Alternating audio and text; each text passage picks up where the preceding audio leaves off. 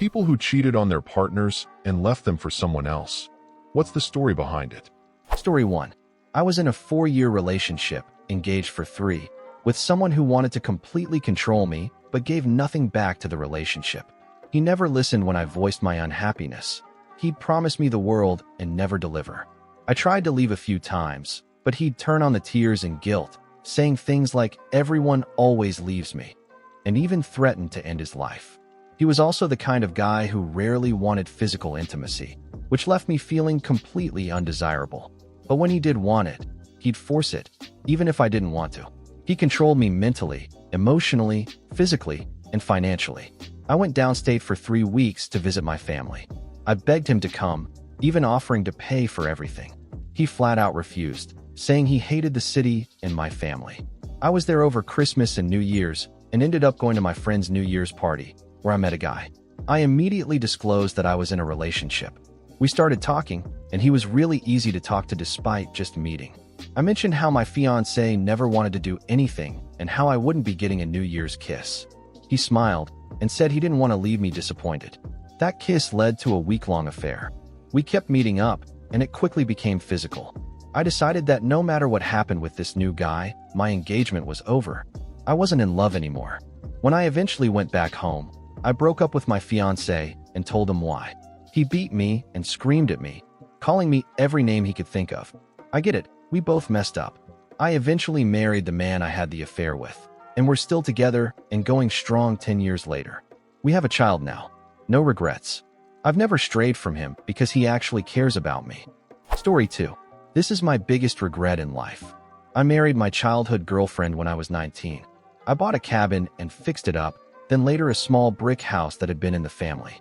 I'd never really dated anyone else, and her family was extremely racist and deeply Southern Baptist. She would leave every weekend while I worked 56-hour weeks, so I barely saw her during our short marriage. Other than that, not counting that small but constant distance, there wasn't anything terribly wrong. I was just young and stupid. When I was 23, I met someone through a video game. She was married too. We eventually met in person, fell for each other, and both of our marriages fell apart once it all came to light. We had a couple of kids together and stayed together for 10 years, until she cheated on me with a few guys, the main one being someone she met in another MMO. I've lived with so much guilt and regret for what I did. It still weighs on me. I like to think I got what I deserved because losing my family over her affair was unbearable. I cried myself to sleep on the floor every night for months. Sometimes I tell myself my first wife probably cried the same way, and that I was finally feeling the pain I caused her, the pain I deserved. Some people cheat and just keep doing it for the rest of their lives. For me, it was a hard lesson I'll never repeat, no matter what. I'd rather be boiled in oil than hurt someone like that again. If any of you are even thinking about cheating, don't. It's not worth the damage it does to their soul or yours. Story 3. My ex-husband and I had a pretty bad relationship for years. We got married young and fast, and things turned high conflict almost immediately. I finished school, but he never did. He lost his job shortly after I graduated and spent most of the next 5 years unemployed. He had health problems and a terrible temper that crossed the line into physical abuse more than once. We separated 3 times, but fear kept bringing us back together. I was overweight and worried no one else would want me. During our final separation, our dog died. I was devastated. I loved that dog. My mom was recovering from a serious injury at my house, and my stepdad had dementia. My ex actually stepped up and helped during that time. I convinced myself that the 6 months apart had done us good, so we decided to try again, and he moved back in. I needed help, and I desperately wanted to believe he could be different. It didn't take long before everything went back to the same old pattern. We were fighting again. He was signing up for more college classes. He'd spent 9 years and about $25,000 without ever getting past sophomore year. Within weeks, I regretted letting him move back in. I was 32, I wanted kids, and I realized that if I had children with him, they might turn out like him, and I was scared I wouldn't love them. I had nightmares about that. Around that time, there was this great younger guy at work. I didn't want to go home, and he was going through a breakup where his ex was being difficult about moving out. We started hanging out for drinks, then going two-stepping.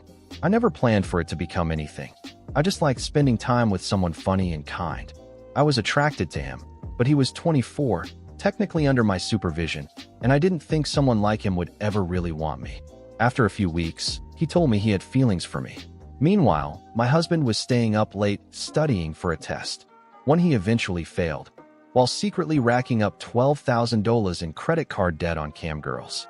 I told him I'd be home late since he'd be studying, and I went out dancing with what was supposed to be a group from work. It ended up being just the younger guy and me. We danced, drank, and had fun. To sober up, we went to IHOP afterward. He held my hands, tracing them gently, and said he was surprised by how soft they were, that he'd imagined they'd be rougher since I ride horses. The word "imagine" hit me hard. The whole tone shifted.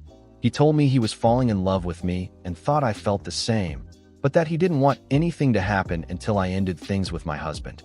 I didn't know what to say. We paid the bill and went for a 2 a.m. walk by a lake in his neighborhood. My husband kept blowing up my phone, and I ignored every call. He pulled me close, brushed my hair back, and nuzzled into my neck. I hugged him, then got in my truck and drove the 30 minutes home. When I got there, I walked out to the pasture, hugged my horse, and went inside to find my husband asleep and snoring. I looked at him and felt a wave of disappointment, disgust, and hatred toward him and myself. The next morning, I told the other man I'd talk to my husband and end things after his upcoming test. I didn't want to distract or upset him if he was genuinely trying. We agreed not to see each other outside of work until then, though we texted constantly and saw each other at the office every day. That Thursday, my husband failed his test. That same night, I told him I was done. He asked if it was because of the man I'd been spending time with. I told him the truth. No, not directly. It was because our marriage hadn't worked for years. But yes, the timing was because I had feelings for someone else. He asked if I'd slept with him. I said no, which was true, but admitted that my feelings were real. My ex exploded, understandably, and our divorce was ugly. About 18 months later, I got engaged to the man from work, and we married after 3 years together. I'm happy now. Really happy. I love him. He's the great love of my life and the best worst thing I ever did. He's supportive, an amazing father, and my equal in every way. He's never left me hanging, never been fired, never spent money on porn, never thrown anything, never raised a hand to me. He's my best friend. Story 4. I emotionally cheated on my ex-girlfriend after a 6-year relationship. The relationship had been in a rough place for a long time. I'd made some mistakes in the past, nothing major, but one she could never forgive, no matter how much work I did to improve myself. Because of that, the relationship became extremely one-sided for the last 2 years.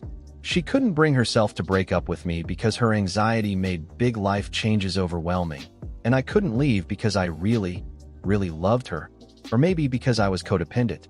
I'm still figuring that out. During that time, she started a full-time master's program while also working full-time, which left us with basically no shared time. She did it partly out of competitiveness. One of her friends, a single mom, had just managed to finish a bachelor's in sports economics. I supported her through it all. I even helped with her university projects after my own work, since I had experience with similar topics. I offered to take on more financial responsibility so she could cut back her hours and have more balance, but she refused, saying she didn't want to depend on me financially. That hurt. After 5 years of living together, I thought we were a team. I was always generous without expecting anything in return, but I eventually realized I was the only one who saw the relationship that way. For the last 2 years, she barely showed me any affection. Her free time was mostly spent doom scrolling on TikTok. We had sex maybe once a month, and even then it felt cold and mechanical. She didn't put in any effort. Around that time, I started losing my hair, and I think it affected her attraction to me. I ended up shaving my head completely to embrace it, but she never made me feel attractive again. I tried to talk to her about how I felt and what I needed, but every attempt turned into an argument or emotional shutdown. It was like walking on eggshells. She'd take my vulnerability as criticism, get defensive, and then later blame me for not communicating enough.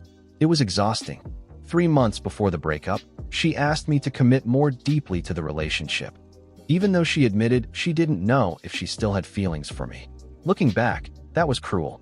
I agreed to commit, but told her I needed to feel loved in return. Long story short, I gave everything I had during those last 3 months, and she gave nothing back. I felt unattractive, unloved, unhappy, neglected, and completely alone. Still, I didn't have the strength to end it. I was weak and desperate. So I downloaded a dating app, behind her back, just to see if anyone might still find me interesting. I chatted with a few women, but never met anyone, and I didn't plan to. I just needed some validation, something to remind me I wasn't doomed to be alone forever. She found out. We broke up. I moved out. The breakup itself was respectful and kind, though I managed to humiliate myself one last time. She handled it gracefully. I tried to give her as much closure as possible. I explained what I did, why I did it, and how I felt. I didn't want her to carry trust issues into her future relationships. We even talked about the good times. There were many, and I hope neither of us lets the ending define everything we had. She's since blocked me everywhere, and we're now no contact. That's fair. In retrospect, I think she wanted a perfect boyfriend, a kind of trophy partner to show off and to soothe her anxiety. I wanted a true life partner, someone to face challenges with, to grow alongside, and to give and receive love freely. Neither of us could give the other what we needed, but we kept lying to ourselves for years. Still, those were good years. I think we both experienced real love, which makes the bitter ending hurt even more. Do I regret not ending things properly? Yes, every single day. She didn't deserve that. But I also didn't deserve to lose myself like that, to become someone I'm ashamed of. I learned a lot from it, though. I'll never let myself be neglected like that again, because when I am, it brings out the worst parts of me, the ones shaped by childhood trauma and unhealthy coping. Next time, I'll walk away, no matter how painful it is. I just hope one day I can forgive myself and never let myself become that lost again. Story 5. My ex was emotionally and psychologically abusive. He controlled me, my finances, and every decision I made, always to benefit himself. My previous relationship had ended in divorce, so I was determined to make this one work. I thought that if I just tried hard enough, I could convince him to love me. We only ever did what he wanted to do, and we only spent my money since he eventually stopped working. When he did have a job, he spent every cent on himself while I paid all the bills. I had to remind him of our anniversary and my birthday every single year. His untrained dog destroyed my house and tormented my cat. Our sex life was basically non-existent after the first few months, and when it did happen, it was just mechanical, like he was using me as a stand-in for his own hand. It never lasted more than a few minutes in the nearly 5 years we were together. He isolated me from all my friends and accused me of sleeping with them if I ever saw them or if they stopped by my work. I left a job I loved for a higher-paying one because he refused to look for work, and I couldn't keep up with his growing financial demands. I ended up hating the new job and burning out fast, which forced me to confront how much I also hated my home life. I started pushing him to get out of the house more, since all he did was stay in bed playing video games all day, while I just wanted 10 minutes to myself that didn't involve crying in my car after work. He was a few years younger than me and had met some people even younger, so I encouraged him to hang out with them. I told him, I'm 30 years old. I don't want to hang out with people who can't even get into a bar, but that doesn't mean you shouldn't if you like them. One night, I convinced him to drive across town to a get-together with his friends. It was a 40-minute drive each way, longer with construction, so I knew I'd have a few hours of peace. Right after he left, my best friend texted asking if I wanted to come over and watch a movie. We'd been talking a lot lately. He'd been going through something traumatic, and I'd been venting about my job and relationship. I said screw it, grabbed a 6-pack of my favorite beer, a bottle of wine from the fridge, and went over. We put on a movie, had a couple of beers, and talked for hours. My phone died at some point. Before I knew it, we'd watched 2 movies, were drunk, and lying in bed holding each other while crying and listening to music. We talked about how we both deserved better and that things would get easier. Then we kissed, and you can probably guess what happened next. 2 days later, I broke up with my abusive boyfriend. I didn't tell him what had happened, but I knew he knew, especially since he'd cheated on me multiple times throughout our relationship. He got aggressive, almost violent, and kicked me out of my own apartment. I was terrified of him. I drove straight to my friend's house in tears, and he told me to stay with him until I could find my own place. Over the next few weeks, he helped me get my life back together. He convinced me to quit the job that was destroying me and to take some time to heal. I left my stressful management position and took a low-pressure, part-time minimum wage job. I went from making over $50,000 a year to barely getting by, but for the first time, I was happy. This man, Now over a year later, still takes care of me. We celebrated our anniversary in March, we're house hunting, and we're expecting a baby in September. Cheating on my ex was the best decision I ever made, even if it came from a place of pain, self-loathing, and desperation. As far as I know, my ex is still working the same dead-end job he was forced to get the day after he kicked me out, which is funny, considering he couldn't find anything for months until his mom suddenly knew a manager who hired him on the spot. His friends are still too young to buy their own drinks. He still spends all his money on weed and video games, and he's still living in some friend of his mom's boyfriend's son's spare bedroom. Story 6. I was in a long-term relationship with my ex. We moved across the country together, which left me completely isolated. He was all I had. He'd already shown signs of being abusive before the move, but I ignored them out of naivete. Once we relocated, though, everything fell apart. He was a severe alcoholic, extremely verbally abusive, and often physically abusive as well. When I upset him, he'd sometimes hurt himself in front of me. I had no friends or family nearby, and my job didn't pay enough to support myself in a relatively expensive city. We'd also sold my car before moving since it was too old to make the trip, so I was entirely dependent on him for transportation. Eventually, I started getting closer to people at work. They were my only escape. They witnessed some of his behavior firsthand since he'd sometimes show up to my workplace drunk and cause scenes. I started opening up to them about what was going on, especially to one coworker who was level-headed, realistic, and a genuinely good listener. For a long time, there were no crossed boundaries. I didn't have feelings for him, we didn't text outside of work, and we only hung out in group settings. After almost a year of this friendship, I realized just how bad things had become, and that if I didn't leave my ex, he was eventually going to kill me. Around the same time, I started to recognize that I had feelings for my coworker. Not long after that, I landed a new job that paid better, offered benefits, and was close enough to walk to. For the first time, leaving felt possible. I tried to break up with my ex once and for all. It went horribly. He threatened to kill himself. I locked myself in the bedroom while he screamed, raged, and cut himself with a razor. It was traumatic and terrifying. He refused to leave, and I had nowhere else to go. A few days later, it was my last day at my old job, so I went out with coworkers to celebrate. My ex was off somewhere drinking. My coworker offered to drive me home. When we got there, I asked him if he wanted to kiss me. He said yes, and we did. I immediately ran into my apartment and texted him saying I'd made a huge mistake. That led to him admitting he'd had feelings for me for a while, but didn't want to cross boundaries or disrespect my relationship. A few days later, I managed to end things with my ex for good. It was horrific. He destroyed my belongings, punched holes in doors, smashed glass all over the apartment, and threatened to kill me while holding a knife. It got so loud that multiple neighbors called the police. They arrived, and he fled. I haven't seen him since. Not long after, I started dating my former coworker, and we're still together today. He supported me through every step of my healing, took things slow and gently, and helped me rebuild my life. He's kind, patient, and has never raised his voice at me. He made me believe in love again, and I hope I get to spend the rest of my life with him. Am I proud that I cheated? Absolutely not. Am I glad I did it? Yes. The guilt from that moment gave me the push I needed to finally leave. It's ironic. His abuse wasn't enough to make me go, but my own mistake was. Does my current partner worry he'll lose me the way he got me? No, because he isn't a violent, manipulative, abusive person. Story 7. I cheated. I left someone who loved me for someone else. And for a long time, I hated myself for it. Not because I got caught, but because I saw the damage I caused, the trust one broke, the way I made someone doubt their worth, when the truth was that I was the broken one. I didn't cheat because my partner wasn't enough. She was kind, loyal, and gave everything she had. I cheated because I didn't feel enough. I was emotionally immature, uncomfortable with vulnerability, and instead of facing our problems, I ran towards something that made me feel temporarily seen, wanted, powerful.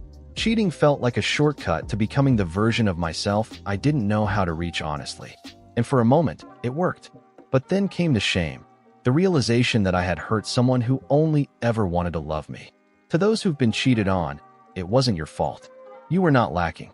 Most of the time, cheating isn't about you. It's about the cheater trying to escape themselves.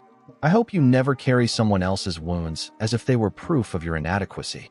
To those who've cheated, you are still capable of redemption. But you have to own what you did, fully. Don't minimize it. Sit with the pain you caused.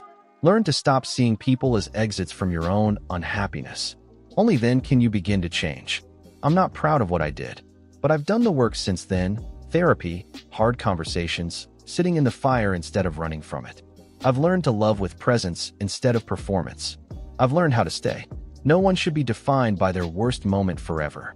But we do have to let that moment shape who we become next. Story 8.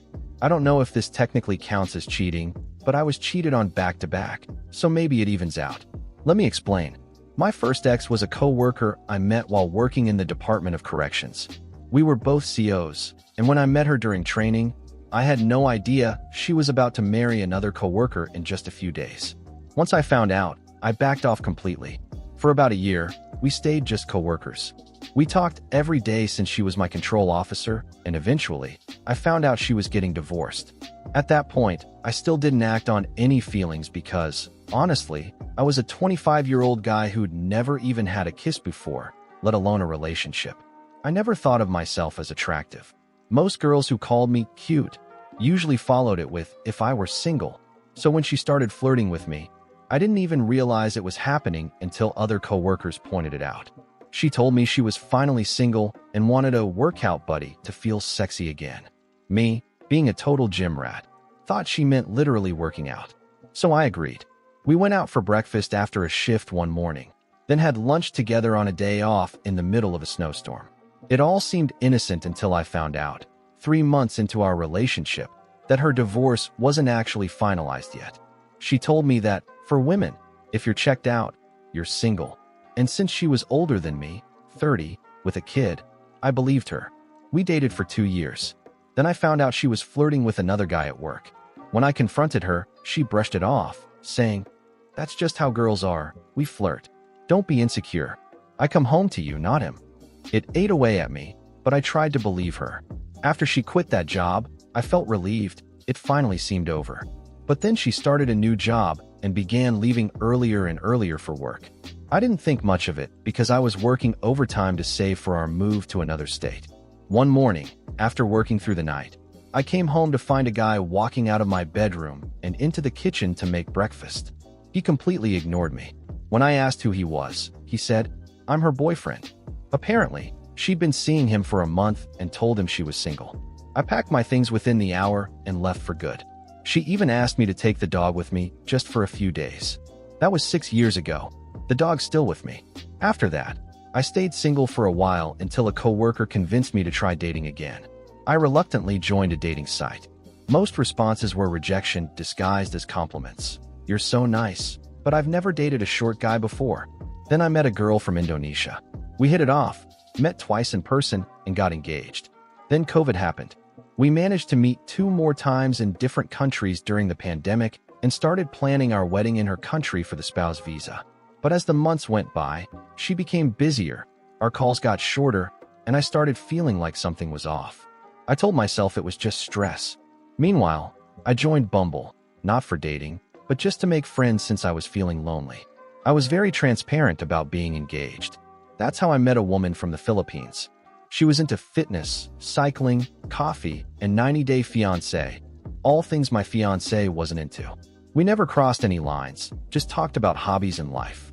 She had recently been dumped by her own fiancé, so we bonded over mutual heartbreak.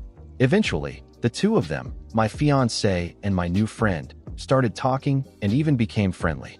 My friend reassured me that my fiancé probably wasn't cheating, that I was just anxious. Then came the trip. I flew to Indonesia to get married. 4 days in quarantine, and the plan was to celebrate my birthday and get married 2 days later. The night before my release from quarantine, my friend FaceTimed me and told me she suspected my fiancé was seeing someone else. She'd seen a man sitting with her at a cafe and noticed my fiancé kept tilting the camera away. I didn't believe it. I called my fiancé, and she hung up after a minute, claiming bad connection.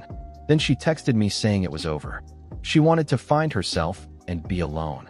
After I pressed her for the truth, she finally admitted there was another guy, and that it had been going on for months. I spent my birthday alone in a hotel room, crushed. My friend from the Philippines reached out, trying to cheer me up, but I was angry and hurt. I felt like maybe our friendship had somehow pushed my fiancé away. Still, when I got home, she invited me to the Philippines to celebrate a real birthday, saying I deserved some happiness after everything. I went, and that trip changed my life. We fell for each other. Now, for years later, we're engaged and waiting on the K-1 visa so we can finally get married. The two women who cheated on me, they both married the men they cheated with, and both are divorced now. I can't help but laugh a little at that. Story 9. I cheated on my first love. Twice. I felt like garbage for it, and honestly, I should have ended things instead of dragging it out, but I was addicted to her. I was completely, hopelessly in love with this girl. The first time I saw her, when I was 14, I was done for. I still remember everything about that day, even the smell of shea butter in her hair. When we finally became a couple, another girl asked me out in that silly high school way, and for some stupid reason, I said sure. That was my first act of cheating. I owned up to it right away and told her, but still, it set the tone for what came next. For the next 10 years or so, our relationship was a toxic roller coaster. We'd break up, date other people, then circle right back to each other. I was extremely insecure, had almost no self-worth, and dealt with body image issues because of my pose, things like facial and body hair that made me feel less feminine. That made me clingy, emotional, and desperate for reassurance. I also had untreated depression, and I constantly felt like she didn't really love me, even when she said she did. She, on the other hand, was caught between wanting to please her mother and wanting to be with me, which made her distant. She also had a crude sense of humor. Most of the time I could handle it, but because I was so insecure, it always hit like rejection. The more rejected I felt, the clingier I became. The clingier I got, the more she pushed away. It was a vicious cycle. This went on for years. She'd ghost me. I'd panic. We'd argue. We'd stop talking, then start again. By the time I was 27, we agreed that if it didn't work this last time, it was truly over. For a while, it seemed like we were finally getting it right. We got a dog, went on vacations, we're both doing okay in our careers. Then she ghosted me again for a couple of days. My insecurities kicked in hard, and I begged her to just communicate with me. I told her if she needed space, that was fine, just tell me. But it kept happening. Looking back, it was all miscommunication, fear, and two people who didn't know how to be healthy together. The second time I cheated was during one of those ghosting periods. I was lonely, drunk, and spiraling. I started thinking, screw her. Screw women. I'll just get a man to knock me up and raise a kid alone. I hit up a guy I'd only talked to online before. We met, fooled around, and I immediately felt disgusting. I panicked about being pregnant, stressed out, and hated myself for it. I never told her. After that, things shifted between us. It became mostly about sex. We hadn't slept together before, but one night after a fight, she gave me a look and it happened. The sex was good, but emotionally I couldn't connect. I later found out she'd been planning to break up with me that night, but changed her mind afterward. We stayed together for about another year before it all imploded. In a desperate move, I proposed, thinking it might fix everything. We were engaged for one day before it was over. At that point, I was 300 pounds, eating my feelings every day. I'd have 4 McChickens, a dozen cookies, fries, and a sweet tea for lunch alone. Then something in me snapped. I got help for my depression, started working on myself, reconnected with old friends, and lost almost 100 pounds. We still talked occasionally during that time, but it became clear we were never going to work. I needed to focus on me. I deleted all my dating apps after finally letting her go, but before closing the last one, I saw a message. It was from the woman I'm lying next to right now. My life changed after meeting her. We got engaged 6 months after our first date, and now, 8 years later, we're getting married this October. I'm adopting her son. I'm almost done with college. I've made the dean's list, have a great government job, a new car, and we're buying a house this fall. Life came full circle, though. My fiancé emotionally cheated on me once. It destroyed me. I had just bought her a new car and started a new job after losing my business during COVID. But we worked through it. We talked, really talked, and understood what led to it. I had shut down emotionally, still scarred from my past, and she felt lonely. I ignored her when she tried to reach out, and she found comfort elsewhere. It nearly killed me, but we rebuilt stronger. Sometimes I still dream about my ex. It's like a ghost that won't go away. But now I know who I am and what I want. I'm not proud of who I was back then, but I'm proud of who I've become. Story 10. He was a heavy alcoholic, and he hid it well, at least until we moved in together. He convinced me everything was fine, that we were going to build a happy life together. The day before I was supposed to move out of my apartment and into his house, he suddenly told me he didn't think we should live together after all, but that I could still stay there until I found a place, since he didn't mind helping me out. He assured me we were still in a relationship. So I moved in. I started saving money, planning to leave soon. A month later, I told him I was ready to move out. That's when came the tears, the begging, the promises. He said he loved me, that he couldn't live without me, that we were happy. So I stayed. He was a bartender and worked late, usually until 1 a.m. Every night, I'd go to bed alone. Every morning, he'd be gone. He never answered his phone. Eventually, I started driving around town to find him, checking bars one by one. Every time I did, he was wasted, slurring, stumbling, driving home drunk. Then he'd come into the bedroom, stand over me and the dog, call me horrible names, threaten to kill me. This became our routine. He'd apologize in the morning. "I'm sorry, I didn't mean it. I love you," and then start drinking again by the afternoon. The cycle never ended. If I had even one drink, I was called an alcoholic. So I switched to smoking weed, trying to calm myself. I'd cook beautiful dinners, keep the house spotless, step outside for a few minutes to breathe, and he'd follow me out just to insult me. "Of course you can't stop smoking pot, you junkie," he'd say, while literally smoking my weed when I was at work. Then he started calling me during work hours just to scream at me. "Why didn't you do my laundry? I'm going to set the dog on fire, you worthless piece of garbage." One day I came home and found all 4 burners on the stove turned up, filling the house with gas. I called the police on the non-emergency line, waited an hour, no one answered. By then, we weren't even talking anymore. Our roommate, who was physically disabled, was terrified for me but couldn't intervene. Eventually, something inside me broke. I downloaded Tinder, matched with a guy, went out for breakfast. He kissed me. We hooked up. I went back a few days later, packed my things while my ex was passed out drunk. So drunk he didn't even wake up as I stripped the sheets right off the bed he was lying in, and I left for good. He found out a few weeks later about the other guy and completely lost it. Spread rumors all over town about how I was a cheating, ungrateful woman who he'd financially supported. The truth? The house was his mother's. She had dementia so advanced that his brother had to take over.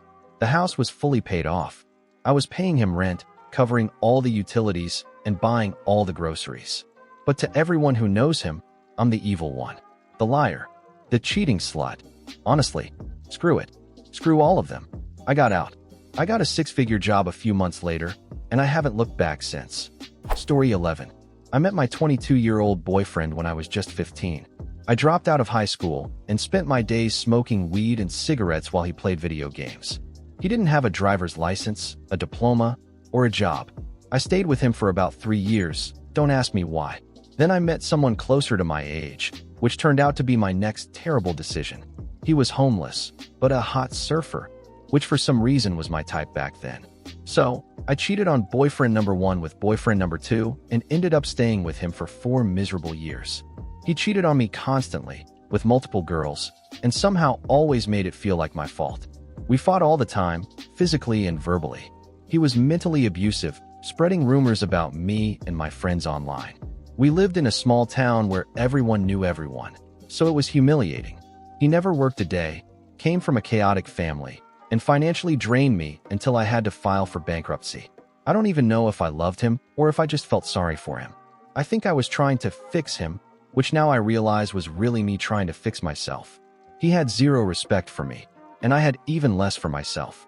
Within a month of us becoming official, while he was already living with me, he started showing signs of serious instability. Things got bad fast. I stopped seeing my friends because I was afraid of how he'd react. He accused me of cheating constantly, told my family lies about me, and eventually spiraled into full-blown delusions. He became convinced that one of his own friends was a cult leader and that I was part of some weird ritual involving that friend and his girlfriend. He even made a public Facebook post exposing me and those two, claiming I was being spiritually manipulated. It was insane. Eventually, I just broke. I stopped caring what he thought and started going out again. I reconnected with my old friends, but instead of healing, I started drinking heavily and doing party drugs to cope. It felt like survival at the time, but really, I was just spiraling deeper. We officially broke up when I couldn't take it anymore. Him coming home covered in hickeys, or sometimes not coming home at all. For about a year afterward, he'd still pop back into my life just to fight or hook up. It was messy and toxic, but eventually, I hit my breaking point. I was just done being embarrassed. He ruined me for a while. I had to leave the state to get away from him and rebuild from scratch. He ended up marrying one of the women he cheated on me with. She knew about me the whole time, so the cycle just continued. If I learned anything, it's this: relationships that start in deception always stay tangled in it. Story 12. My friend set me up with this guy who came on way too strong from the start. I wanted to take things slow because I could already tell I was just going to be the fun phase before he moved on to someone he'd actually want to marry, a nice, rich girl from a good family. I had just gone through some rough stuff, was working part-time, and living in a share house I wanted to get out of because one of the roommates was seriously weird. She kept messing with my underwear while it was drying on the rack. I told both him and my friend that I needed to take things slowly, but they kept pushing. My friend guilt-tripped me, and the guy kept insisting he really liked me. Against my better judgment, I gave in. I should have known. He never cared about getting to know me. He just wanted his fantasy. About a week after we started seeing each other, things with my creepy housemate got unbearable.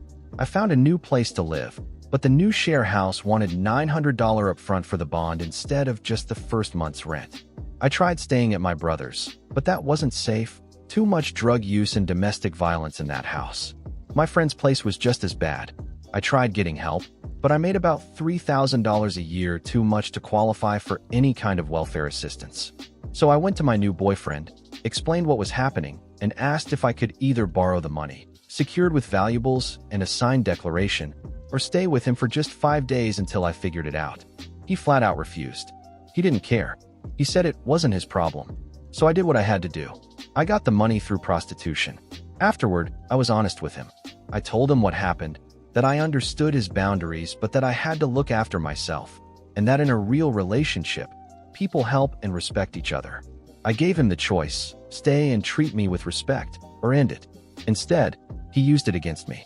He told my friend, if she'd played the game right, I would have helped her. It was disgusting. I never cheated again after that. Until much later, when this same guy refused to accept that I wanted to break up. He just wouldn't let go. Out of desperation, I lied and told him I had cheated, thinking it would finally get him to leave me alone. But he didn't believe me. Then, when I actually did cheat later just to make him back off, he somehow knew. Turns out, he had installed a tracker on my car and hidden recording devices in my house, and even in my bedroom. It was terrifying. Story 13. My ex and I were together for 11 years, and toward the end, things became really unhealthy. She had developed severe alcoholism and was showing worsening signs of schizophrenia. Hearing voices, paranoid delusions, zoning out mid-conversation, the works. I tried to get her to seek help in every way I could. She wouldn't let me talk to her doctor, and it was obvious she wasn't being honest about what was really going on in her head.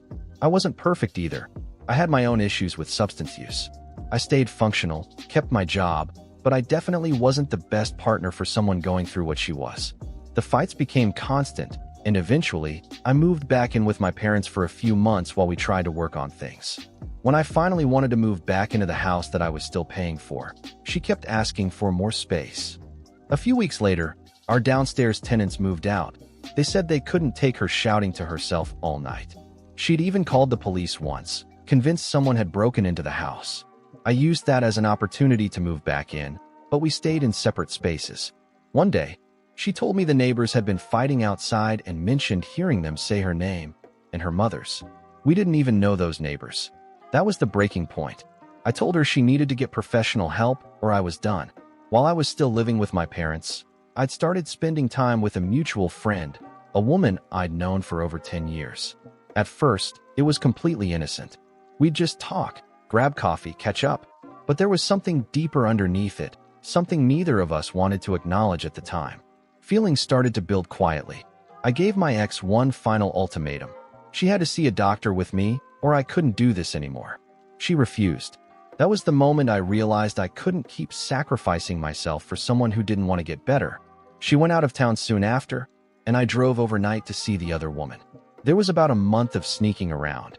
We were technically separated, but hadn't officially ended things, and then a 6-month standoff as we divided everything. Her family was incredibly wealthy and had paid for 30% of the house in cash, so it got messy fast. During that time, I kept seeing the woman I'd left for, and we've now been together nearly 5 years. I don't recommend handling things the way I did. My addiction got worse before it got better. I almost lost her too, but when I finally realized I had something worth saving, I got sober.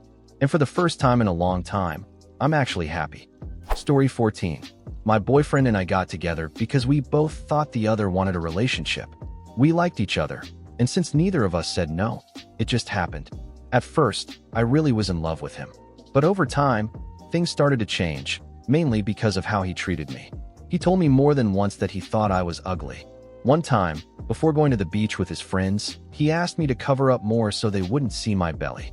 I wasn't angry. Everyone's entitled to an opinion, but something in me started to shut down after that. When we were intimate, he would always finish, but I never did, and he didn't care. That hurt me a lot. I tried to talk to him about it several times, but he only started to listen when I told him my feelings for him were fading. Ironically, that's when he started to fall in love with me. He said he loved my personality, that I made him happy, and in a way, I loved him too, but not in the way a woman should love a man. I kept hoping my feelings would come back, but they never did. Still, I didn't want to lose him, so in a desperate attempt to save the relationship, I suggested we open it up. He agreed right away, but with conditions. We had to tell each other if it happened, it could only be physical, and it couldn't involve falling in love. I agreed. Then I met the man who is now my husband. I fell in love quickly and deeply. We slept together several times, and I didn't tell my boyfriend for 3 weeks. After that, I broke up with him. Even though I'm happily married now, I carried that guilt for years. I broke a promise I made. I betrayed the trust of someone who, despite his flaws, truly wanted to build a life with me. He wasn't perfect, but I should have ended things before getting involved with someone else. We liked each other, and I still wish him well. If you enjoyed the video, don't forget to leave a like and subscribe, activate the notification bell, and share a similar story or anything you'd like to say in the comments. See you next time.